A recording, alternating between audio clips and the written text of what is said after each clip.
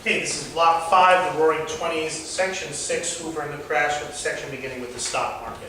I'm going to assume that you all know what a stock market is. A stock market is where people can buy parts, buy percentages, tiny little percentages of public companies.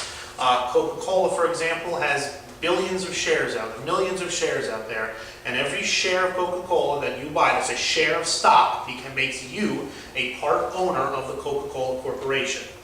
In the 1920s, with the general prosperity that was sweeping around America, ordinary people began investing in the stock market. Ordinary middle-class people began investing in stocks with the belief that the prosperity was kind of never-ending, that good times were here to stay, that the economy could be managed effectively, that the American ingenuity and genius would always create new inventions that people wanted and needed and were produced, etc., etc., etc.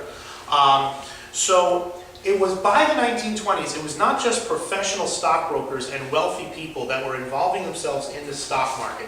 Lots of middle-class people began to get involved as well. And what a lot of middle-class people did as the market became more and more heated was they started doing what's called buying on margin. And buying on margin was a mistake that was repeated in the housing crisis just, a few years back. What happens is, if a share of stock, let's say, costs $100, and you don't have $100, what you do is you buy that stock for a small percentage of that $100, let's say $10, and you owe $90. So you buy the stock on the margin. You buy the stock for a percentage of what its actual value is. Then, when the stock continues to go up, which you assume it will because it's been going up for the last 10 years, when you sell it after it rises, you pay off the remaining amount of money you owe with the money you made by selling the stock. It's an easy thing to visualize. Let me just fire up.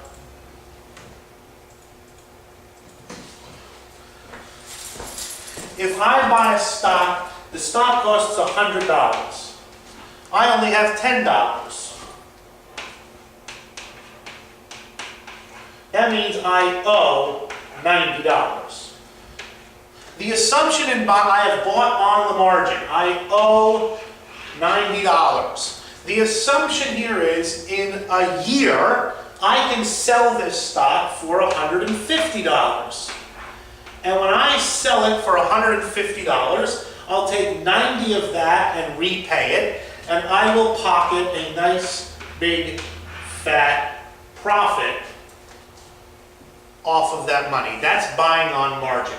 This works great as long as the price of stock keeps going up. This is what people did with houses in the 2000s. They bought houses they could not afford. They took out mortgages that they would only pay back after they flipped the house, after they sold the house. You took out a mortgage for $500,000, assuming that in 2 years you could sell the house for $600,000, pay back the money you owed, and make a tidy profit on the side. Buying on margin is great until the prices of commodities and stocks and houses or whatever it is stops going up. And for some reason, we as a people always think that this is the time it won't stop. This one time, this one industry, this one time the bubble won't burst. Well, guess what? The bubble burst. By 1928, there were signs that the economy was slowing down. Manufacturing orders were down. Foreign trade was down. All of the debts paid by the warring powers of World War I were starting to slow down. The price of food began to fall. There was signs that the economy was in fact slowing down and not continually rising up.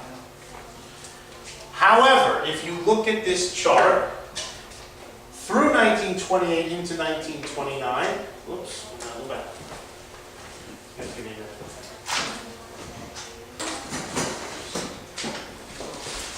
While the economy was slowing down from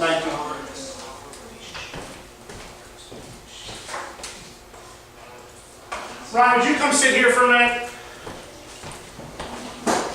Work my PowerPoint. You, work my PowerPoint for a minute, don't mind. Or if you're busy, bring more. Keep it here for now. In 1928, as the economy was starting to slow down, or at least not grow as fast, prices of stock continued to rise, largely from people buying on margin. Well, in October of 1929, the market crashed. Bring it back. And as you can tell, on this this was a 2-day period, Black Monday and Black Tuesday, October 28th and October 29th, 1929, the market lost about 25% of its value. Back a slide, please. There was chaos in downtown Manhattan as stockbrokers and investors crowded around the stock exchange down on Wall Street, hoping to sell their stocks at whatever price they could in order to keep some of the money that they had invested. But as stock prices kept going down and down and down, people were ruined people committed suicide. Brokers and investors just jumped out of windows because they had lost everything that they had in a matter of hours. Go to the last slide now. Here's a famous picture. Next one, please. Here's this obviously wealthy person with this very, very fancy car, and on the car said $100 will buy this car, must have cash, lost all on the stock market. This car is worth several $1,000s, and this guy is so desperate that he'll accept $100 for it, but nobody was buying anything. After the crash, now the crash did not cause the Great Depression, as we're going to see. The crash merely inaugurated the Great Depression. Go back one. The market briefly recovered in the end of 1929, but as you can tell, the American economy really, really slowed down almost to a halt by 1932, and that was the Great Crash.